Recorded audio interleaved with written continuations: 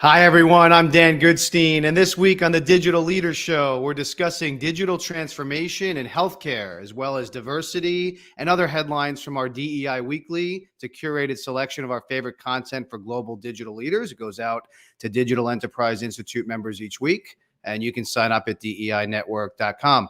Our goal here each week is really to discuss key issues and news at the intersection of business, technology, and the humanities, in hopes of making you a better digital leader as we all transform to digital society and digital enterprises. We're live each Wednesday, noon Eastern, 9 Pacific, 6 Central European Time, YouTube, LinkedIn, Twitter, and the recording is available on major podcast platforms the following week. I'm Dan Goodstein. I head up the Digital Enterprise Institute and the Institute for Robotic Process Automation and Artificial Intelligence. My co-host, as always, is Carlos Alvarenga. He's our Chief Research Officer here at Digital Enterprise Institute, an author and educator at the Robert H. Smith School of Business at the University of Maryland and Georgetown University. Carlos, good afternoon. Dan, good afternoon. Good to see you again. It's great to be with you. And today we're talking about it's a hot topic. It's a part of everybody's lives, and it's like a lot of things, really changed and evolved over the last couple of years, in particular, which is the healthcare industry, right? It's unique in the sense that whether you're in it or not, you somehow touch it, and it's been I think a tumultuous few years. Yeah. Seems that way, right? It certainly is a complex industry, unlike any other, and we're lucky to have a wonderful guest to join us today, who is an expert in this space, and hopefully will lead us in a conversation about digital transformation in healthcare. Yeah, really, really excited about this. We like to talk and discuss and debate issues on this show, and I'm really thrilled to have our guest today to keep us honest and really be the expert in this field. So, Carlos, why don't you introduce our guest, Toby, and we'll bring her into the show. Also joining us is Dr. Toby Gordon, professor of practice at Johns Hopkins Carey Business School in Baltimore, Maryland. Toby, welcome. Thank you. Great to be here. I'm really looking forward to this conversation with the two of you. Toby, why don't you tell the audience a little bit about yourself, your areas of research and practice? Great. Nice to meet everybody. I am a professor at Hopkins. My primary appointment is in the business school, where I teach healthcare management related courses, but I also have appointments in other schools because I'm really interested in the sort of cross-cutting interdisciplinary nature of healthcare. So I do work with public health and health policy and management, where I did my graduate work. I've been teaching in biomedical engineering, which really helps me look at new and emerging healthcare technologies. And I've had a long-standing appointment in the Department of Surgery. I'm not a surgeon, but my early research work was in economic analysis, looking at the relationship between how much surgery you do and what the outcome is. The more you do, the better, a classic industrial concept. So I work across multiple areas. And in addition to those appointments, what I teach about the US healthcare system and our healthcare management programs. And I teach about international healthcare systems, because the US, as hopefully most people know, is a somewhat chaotic, non-centralized system. And these other countries that we study, we've borrowed aspects of how healthcare is delivered from Germany and England and other countries. So it helps understand the complexity. I also teach for the Frankfurt School of Finance and Management in Germany. The students there, it's an international healthcare MBA, and they want to understand the US healthcare system because it is the biggest market. I always laugh when they say that, because we in the US think it's so fragmented and doesn't make sense, but I do get their perspective and why they want to look at the US as a market, which is part of what we teach in business school and what I think people in the technology world want to know. And then we have to balance that with the public health and policy side. So I live in all these spheres. Toby, then, wonderful. Listen, let's go ahead and kick it off with the definitional question, which is, we use the term digital transformation, and as Dan and I comment often, pretty much every company you go to defines it a little bit differently. If you were going to define digital transformation in healthcare, what's your definition for that term? Or at least how is it conceived of in that industry? Yeah. I'll give one slight disclaimer before I give my definition, which is just to remind everyone that healthcare is about 20% of the GDP, and it spans a lot of industry segments: biotech, pharma, the insurance world, government involvement, what we call providers. It's a horrible word. It's hospitals and doctors and nurses. I think I mentioned the payers. So across all these areas, I think there is a one-size-fits-all definition for digital transformation, but I think if we drill down on each area, it might vary slightly. But anyway, I think the simplest definition is that digital transformation is when we use technologies to improve the patient care experience. And now it's really important to also improve the provider experience. Physicians are really burned out, nurses are burned out, especially since COVID. And to some extent, the use of technology is contributing to that because electronic medical records have become a really complicated part of it. It's increased the work requirements of providers. So anyway, my definition is that it improves and transforms the experience, and the patient side and the provider side are really two different things. I've left the payers out. I'm not so concerned about improving their experience. I think they are controlling most of the levers, but it's about improving that experience. And that experience could mean for patients, your outcome. Did you have complications? We look at morbidity and mortality. Did you have from a customer satisfaction point of view, did you have a good experience? Were you able to access care? Is it equitable? Or are there barriers based on, social factors that might get in the way? On the provider side, I think a lot of it's about huge pressure to bring down costs and be more efficient and spend less time with the patient and see more patients. And there's just tremendous complexity on the provider side, where technology helps, but it's just adding to the workload. So I'll stop there. But Toby, you mentioned it's different industries and it takes different forms, but do you see any, let's say, few large dimensions when you think about transformation? You mentioned one, right? The sort of the digitization of records across various. Sure. Anything else that jumps out at you as kind of the big trends in the transformation? Yeah. So I have some categorizations, and I'll maybe mention those and give an example. So in the category that I call use of big data, the biggest example I think is the electronic medical records and the claims databases that payers have, which it's not always all the patient information, but they can be mined for really important trends and data points and so on. So in this category of big data, clinical information, financial billing information, and then all the spin-offs of the cloud storage and the interoperability. You go to one doctor's office and their system doesn't talk to somebody else's office. So this whole data, big data, medical records, et cetera, that's huge. Having that, which has been really transformational, because you could make a lot of arguments of the benefits of having that information. Patients can access it, so that empowers people. That's big. There are ways to share data across providers. That's another whole separate topic. But what I think it's really laid the foundation for is really critical data analytics and artificial intelligence. And that, to me, those are the big drivers. That once you have this information from the sort of what I'll call the big data sources, you can really build on that. And then adding on top of that, Carlos, as you mentioned when we've chatted about your Apple Watch, we have all these other ways that patients are getting data, from their watches or other apps that they're using. Maybe it's a mental health app or something. So all this data is going somewhere. And the companies that maybe offer, here's our mental health app, they also want to mine that data to say, well, what are the keywords that somebody logs into their daily log about their mood that might be predictors of something that you need to clinically treat?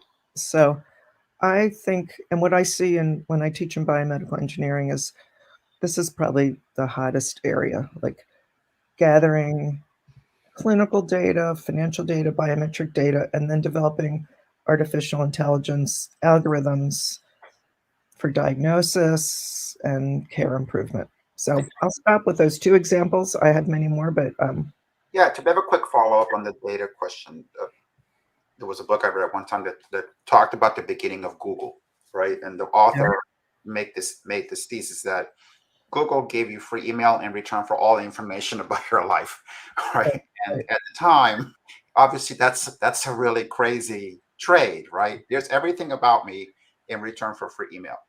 right. This thought occurs to me whenever I put on this watch, because the watch is capturing all kinds of information, right? I think it's a remarkable device. I've always thought the Apple Watch is the most amazing thing Apple's ever invented, and time will prove that out. Mhm. In the meantime, are we repeating the same quote unquote mistake? Are we turning over everything about sort of our medical lives, right, to big companies, and in return for a nice watch? I'm going to say the short answer is yes. But, Okay, that's not a good answer. I'll give you a longer answer. So, I wasn't hoping for that answer. yeah, all right. So if you sort of like do this whole big data and AI, then I would say like number 3 critical tech thing and issue is, I'll call it cybersecurity. So we have federal laws about patient confidentiality, but how many people read the 20-page iTunes and just click I agree? So that's a big issue. And we know that like insurance companies will take all this claims data, which basically says all meds you took, all surgery, everything that happened to you pretty much, de-identify it, great, and sell it. So that's like when I talk about the segments, there's this big market for this kind of data that people want to use. So I can't personally speak to how the data on your Apple Watch, what app does it go into and how is that protected? But I would put that high up on the list of really critical topics because you could go into my chart or whatever your online medical record is, and there's a lot of rules and policies and who can look at that stuff, but we know there have been security breaches and so on. So I think that from a tech point of view, that's pretty big, just protecting it. Dan and But I, I'm curious. Yeah, no, I really, I'm hoping, Toby, you could kind of, I'm really curious as to your opinion though on, does the benefit outweigh the negative, right? Because in AI and data, and you mentioned cybersecurity, this is the debate in every industry, right? It's a debate of, efficiency and innovation versus, privacy. We've had that debate on the show, and I always kind of lean more towards, but I'm a technologist, right? I lean more towards, hey, I'm willing to give up some privacy if I get benefits back that outweigh the privacy. But healthcare is probably even more of a privacy concern than any other industry. Yet it also has the most benefits maybe out of any other industry. So what are people in healthcare talking about? How do we kind of weigh the pros versus the cons here? Yeah. So I'm going to answer that. The first part is, what's one of the big reasons why people are really worried? And historically, and this was before the Affordable Care Act that I think put in some protections, people were afraid, oh my God, my employer's going to find out that I saw a psychiatrist and, I'm screwed. So, loss of insurance. Don't have universal coverage in the US, unlike, I'll say, every other industrialized country. So, if you have employer insurance, so there's all these pathways, and people are really paranoid. And there's been a lot of pushback. For example, I realize I'm kind of going off on a little bit of a side angle here, but let's say an employer, self-insured, wants to, pays for all the healthcare of their employees. But hey, I don't want you to smoke. And if you smoke, I'm going to charge you more. You're going to have to pay a bigger share. There's been a lot of pushback around these various things because, like, it's sort of the where do you draw the line? Can you make somebody get up and exercise because they're obese or whatever? So those are kind of reasons why people, I'd say, top reasons why people are worried. I think that healthcare hopefully exists on a strong foundation of medical ethics, which I think depends a lot on what we call informed consent. And I think that that's the key to sharing the data, knowing how it will be used, et cetera. And hopefully people will be willing to share it. And I think that that's the process, say, before you took an experimental drug, that you would know the benefits and the risks.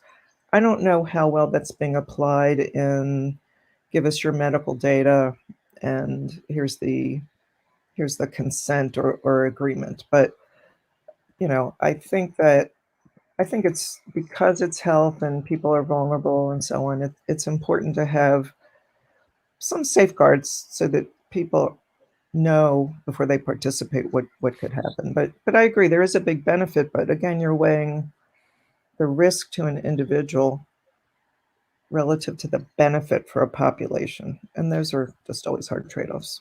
But that's always the discussion, right? Which is, I don't think that the average consumer ever reads the terms, and conditions of the software they download, the email system they signed up for, Carlos, or what's happening with their healthcare provider. To the extent that I had a conversation with a doctor yesterday, and the COVID vaccinations came up, and he said, he's one of the few doctors I've spoken to that said this, but he said, "You're nuts." He goes, "Did you read the terms and agreement that basically says, if you grow 3 heads, that they're not responsible, for that?"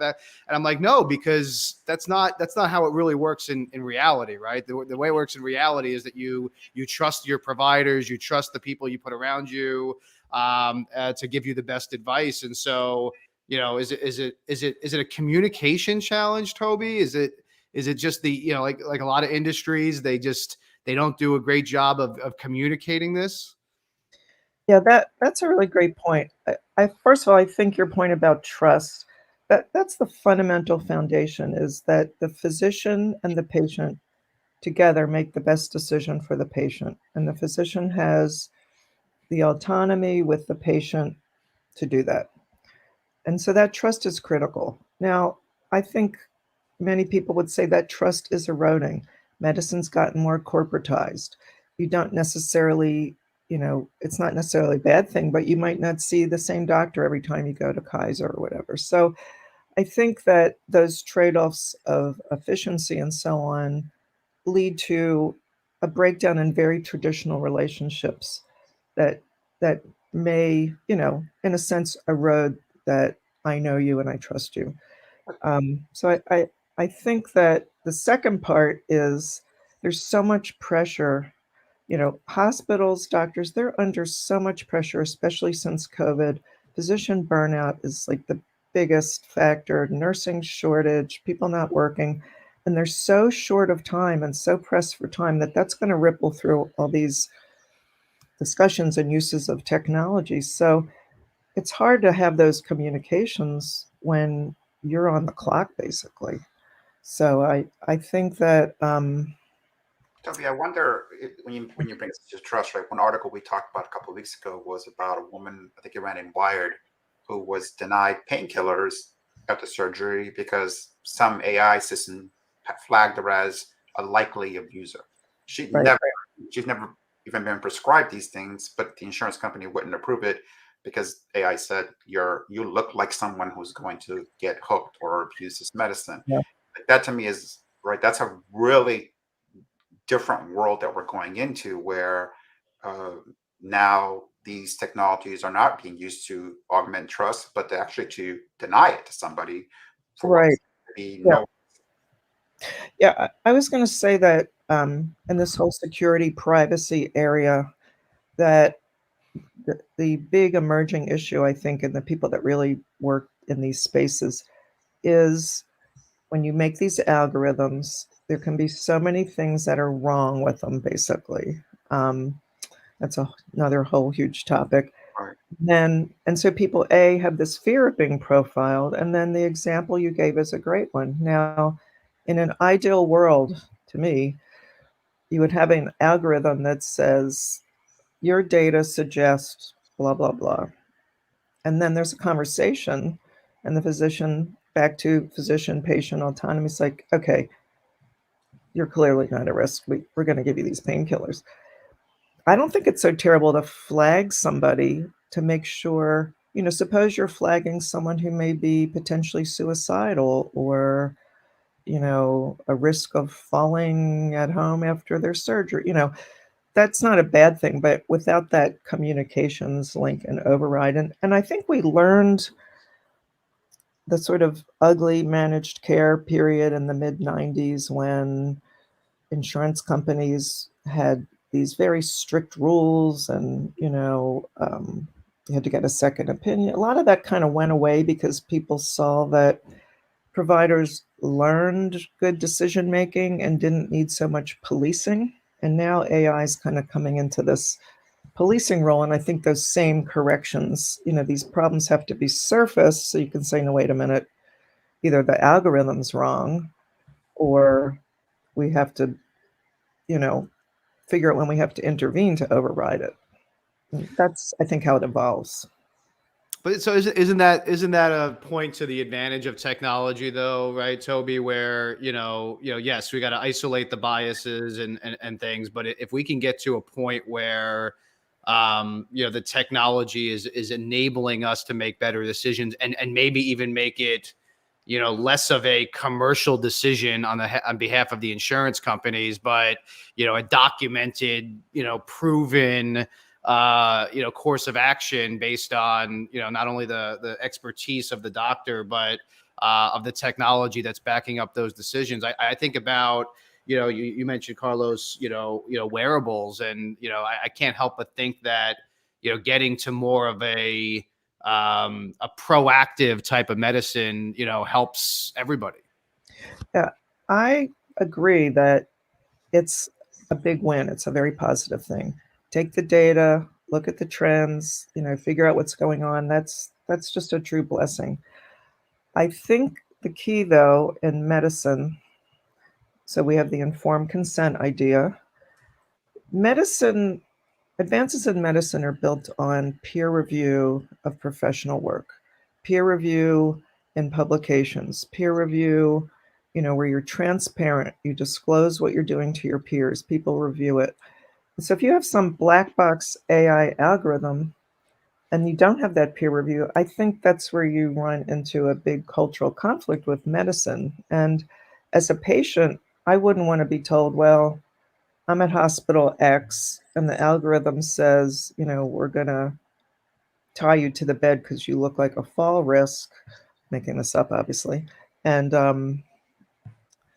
not have, well, how did, I deserve to know what factors went into that, and for a physician or whoever's writing that order to explain it. So I think that, as in many things, and you said early in the opening, business, technologies, and humanities, the business decisions for, efficiency and quality and so on, and the technologies that are available, but you've got to look at that humanitarian side. And I think, disclosure, informed consent, which is going to cycle back to maybe not being so efficient. So let's stay on the topic for a second, Toby, right? Because when we look at other industries, at least what I see in many cases is that the technology is way ahead of the ethics, right? And the ethics is 3, 4, sometimes 5 years behind. If you look at the what ethicists are discussing and write about versus what the technologists are creating. Do you see the same thing in healthcare, or is the tradition of peer review making that different? That the technological advances and the ethical debates are more or less aligned, or let's say happening in parallel. Well, what's really interesting is when a new technology comes along, which can be used and which have to go through some sort of review and approval process. So we tend to say, like, it's experimental, or no, it's not experimental. So we know, like, new drugs, it's experimental. It's going to go through a rigorous study process overseen by the FDA. There's millions of ethical rules. Fine. when you add technology into pharma, like, a nano delivery system that also transmit data, all that's going to go through that review and approval process. So it's kind of embedded in that. It's when you have things that fall outside of these oversight requirements. And so some of the interesting examples that have come up in the FDA, for example, if you have an app that is connected to your machine that's dispensing your pain medication, and it literally changes the settings and dispenses a different amount of medicine based on whatever. Where the FDA is kind of drawing the line is medical decision making versus not. So there's lots of apps that don't have to get reviewed because how are you feeling today? We're going to track your mood. Okay, we're not prescribing medication. We're not sending you to the hospital. So I think that there is a regulatory process that's made some separation. So I think to your point about but I think there are a lot of things that are can come into use that aren't going to go through that process. So I think what's driving it, there are a lot of things that are outside of the traditional hospital and physician settings. And I think that's where you find more of this, okay, well, who's monitoring the ethical issues when it's a direct to consumer? You bought your Apple Watch. How do you know that, ethically what's going on? I think the safeguard's always, okay, if your Apple Watch says, oh, Carlos, you're having a heart attack, go to the hospital. I don't know where that would fall in that FDA thing, but if it said, oh, Carlos, we're going to activate, obviously making this up, your pacemaker to give you a jolt right now, you would want the FDA to approve that. So, the issues, I think the foundation of a lot of these ethical issues are, does the investigator have a conflict of interest, meaning a financial interest in the product that they're trying to get someone to use? And so it's kind of cleaner when providers are inventing these things. It's when it's coming from somewhere else, and it's being brought into use. You want to know that the physician using this technology doesn't have any financial conflicts of interest related to its use. So, and that's safeguarded in hospitals and large physician groups, but not necessarily in smaller, more peripheral settings. Like, do they do that at Walmart or CVS? I don't know. Toby, when you talk about transformation in other industries, again, another topic is that you'd often have quote unquote disruptors, right? It was Airbnb that disrupted hospitality, Uber, transportation to some extent. Mm-hmm. I know that you spend a lot of time with startups and people who want to have startups. Mm-hmm. See the same thing in healthcare is how much of the digital transformation in healthcare is being done by the quote unquote incumbents and how Yeah. much the disruptors. Yeah. Well, I'd like to say there's big disruptors and then there's a lot of little disruptors. So the big disruptors could be Walmart,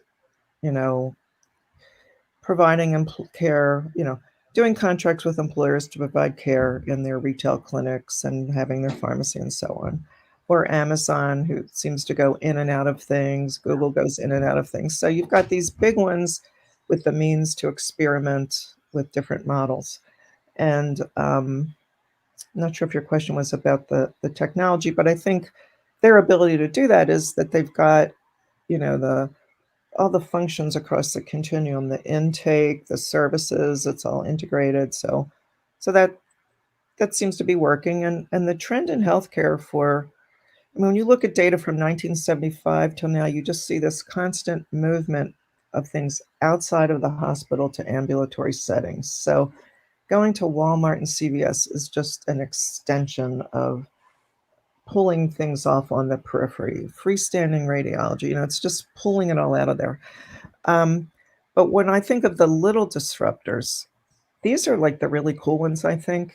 They're not going to be big and splashy because they're in niche areas, but I'm going to give you a really fun, interesting example. So in biomedical engineering, a student team, they spend the year and they observe clinical stuff and they find problems and then they come up with a real solution. So this team was on the service that was doing wound care. And if anyone's ever had a wound that doesn't heal or a family member, the common experience is, say you're in the hospital, you've got this big gaping wound on your leg. The team comes in the morning, they take off the dressing, they look at it. They might make notes, it's red, it's bloody, whatever. They might take out a ruler and measure it, and then they pack it up and leave. And then they come back the next day. It's not really very scientific when you think about it. So this team came up with this idea, and this is since they've, this has been acquired. It's like become like a big thing. It's a company now, Tissue Analytics. Their disruptive idea, and I'm not sure what they disrupted, but it created a whole new area to photograph the wound, and then through the digitization and the AI, they came up with ways to really describe the characteristics of the wound, the depth, the size, because they're like these uneven shaped thing. And all of a sudden, it's just transformed wound care because it's a very kind of data-driven thing. And so now, you wouldn't want the team to just come in. I mean, I think this still happens and take off the bandage and bring a ruler out of their pocket. But, so there's a lot of examples like this of finding problems. And I see this with these students over and over. It's just fascinating. Finding problems and fixing them. Now, the whole thing hinges on, disruption, as we know, hinges on the right business model. And healthcare is all about value. So what's the value to better tissue diagnosis? Great, you have data that says your wound is a blah, blah, blah. Well, the value is you can treat it better, treat it faster, get them out of the hospital, et cetera. So all these cool, disruptive, new problem-solving things still have to essentially have a value, reduce costs, improve quality, whatever. So, and that's the sweet spot of healthcare now, it is the value piece. So any technology is still going to need a business model that yields value for the payer, the provider, and the patient. Toby, what do you think? I want to ask you, it's a good segue into, just if we zoom out for a second, what are the big levers right now that are transforming the industry? Is it all basically pandemic, post-pandemic related? Is it the technology advancements accelerating? Is it political or just general society? Is there one or two main levers that are driving the transformation? I think technology is always the number one driver when you look at healthcare. It's the number one driver in costs. It's the number one driver in improvements. So, and that's a big category, right? Whether it's a surgical stapler instead of, low tech versus really high tech, but technology is huge. I think aging of the population, it's like a 2% per year growth. So it's not like you wake up one day oh my God, there's so many older people, but it's just growing and growing. And people over 65 use 4 times as much healthcare as people under. So, it's all of a sudden your population's changing. There's tremendous cost pressure, which, and I, even you could throw in supply chain and inflation, but even leaving that out, I mean, the cost pressure has always been there. And as the population ages, more people are on Medicare. They spend, $4 per capita versus people under 65. So, and we've expanded coverage because we don't have universal coverage. So you have to get everybody to have insurance, which is a big social issue. You got to, spread it around. So big pressure to take out costs, reduce expenses. And that, I think, what we see happening, to me, kind of once you get past the technology and the aging, is that and payers are looking, there's a big movement towards value-based payment, and that's what Medicare CMS has been experimenting with, pushing these models. And they say by 2030, they want all Medicare recipients to be under a value-based plan. Now, what does that mean? It means that they have categories in their value-based model. Like there's a list of things that should never happen when you're in the hospital. You shouldn't fall out of bed. You shouldn't have an instrument left in you. And each of these, there have been technological solutions because these are not new incentives from CMS. So they want, you're going to lose money if any of those things happen. If you're readmitted and you shouldn't have been, you're not good. That's considered value-based. You're not going to get paid for that. So all these things that are going into these equations. And I had a student when this rule came out about the 30-day readmissions and how you wouldn't get paid if somebody got readmitted. And the original work about hospital readmissions was on congestive heart failure. And people with congestive heart failure have a high rate of readmissions, but it's somewhat preventable. If you can tell that somebody's retaining fluid, you can intervene and so on. So this student had no real healthcare background, but he just worked this issue to death. And he came up, and he's had a very successful company since then, where the patient would be sent home. He did this with a hospital in his hometown. That was how he got started. And they would weigh themselves on a scale. This sounds very low tech now, but this is pretty radical back then. And the information would be transmitted through an iPad to the hospital, and they go, "Oh, you gained 3 pounds. You're at risk. We're going to," So it was kind of a simple intervention. He's built a whole company beyond this, but forgot exactly how I got into telling you that story. But it just shows that technology is a critical part of these value-based models, and it's basically keep people out of the hospital, make the care more efficient, avoid complications. Toby, I want to make sure we talk about leadership, and you train and teach future executives, right, in lots of industries, but especially in healthcare, given that it's Hopkins. Yeah. What's different, perhaps, about how you talk about the future for them as leaders because of all these changes in healthcare? Yeah. The thing that always strikes me when I'm teaching current and future leaders is they know one area really well, and then they don't know all these other areas. And how it's so important to understand, you really have to understand the moving parts. You have to understand, first of all, how did we get where we are? Because the history is very informative. And, the US, we have tried over the last more than 100 years to expand coverage and so on. So you got to know, like, how did we get where we are? What are the issues and challenges with the current system?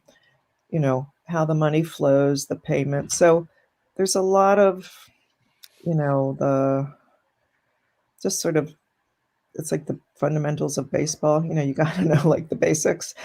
And what I see is people, are learning these other areas, and they're usually kind of fascinated by it. So that's the first part. I think as far as leadership, everything that I hear leaders that I have come in and talk about is that once you understand all the parts, and how do you figure out the business model, and how do you understand the technology, understand the business model, know the current, how you get to the future, that it's all about change management. And that's what leaders in healthcare, they need to understand the system and the technology and everything else we've talked about today. But how do you do change management? How do you go into a place where everybody's overworked, don't have time, and now you're saying, oh, now we want you to look at the data from Carlos's watch and see, what do you need to do?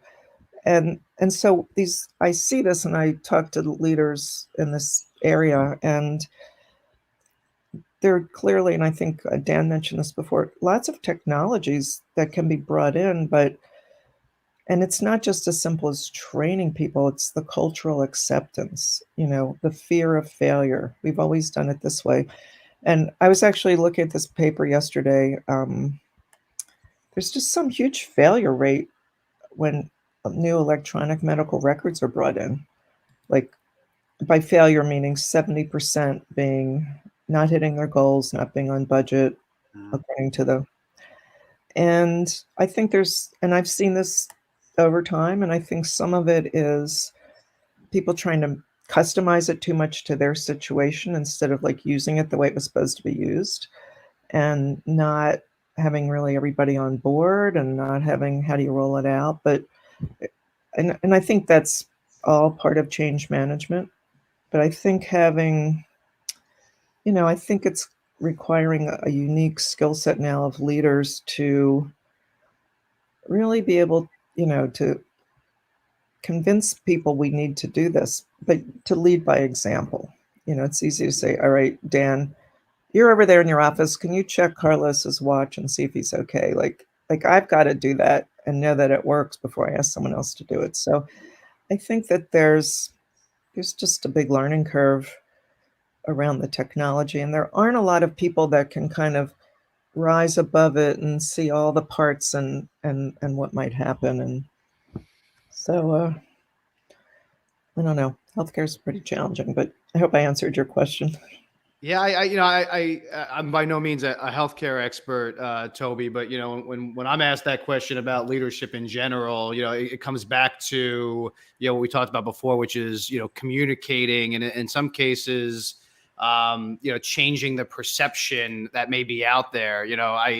At the risk of sounding like the cynic here, you mentioned at the beginning, one of the main drivers being, cost savings and things. And that's true with any of these technologies, right? I think, not all, but most of these technologies start out as a desire to get more efficient and to cut costs. The hope, I guess, is that it evolves beyond that to a point where, we're actually improving a customer, in this case, a patient's experience. And I think, as a consumer of healthcare, at least from my standpoint, it doesn't seem that way, right? I mean, you have to deal with, what seems to be treatments that are based on what the insurance companies will and will not pay for.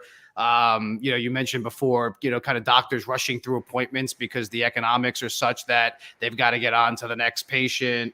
There's a big thing happening on the East Coast where, maternity wings are closing at record paces because it's just apparently not good business to be in the maternity business anymore. So, I guess maybe my question to you is, should healthcare even be a business? I mean, you mentioned universal healthcare a couple times. Should it be centralized? Should it, it's 20% of GDP. I didn't realize it was even that big. Is this ever going to really change if it's always a business? I'll try and give a succinct answer, but I want to respond to one thing you said first, which is, I think you hit on another really critical thing for leaders. And I think that I don't want to criticize anyone in medicine. I think this is industries, but it's so important to understand what the customers want and how, and what their needs are. And if the technology comes along, you say, okay, do this, but, is that what people want? And we sort of joke about one of the measures in value-based reimbursement is how you did on patient satisfaction surveys. And the joke is that it's about, was the food good and were people nice? But I was a patient recently in a hospital and I realized, what, those are the important thing. And was the hospital clean? So, that customer side, like you just can't emphasize that enough. As far as, should it be a business? I am of the mind that our system has some tremendous strengths. We are great at specialty care and cancer care and so on, but we're not so good at primary care because all the incentives were to be specialized. And I share the concern that people have about centralized systems. So when we look at centralized systems, the British system, for example, is a single payer, the government, and a single provider. Everybody works for the government. Well, that's like one entity's in control.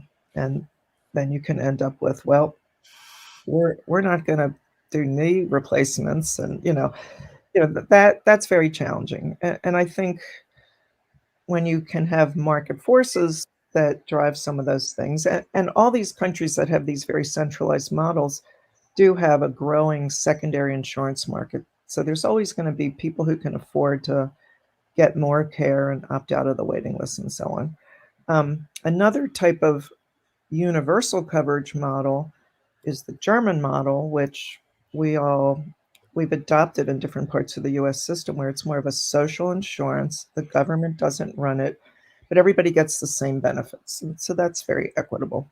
And employers, everybody kind of pays in.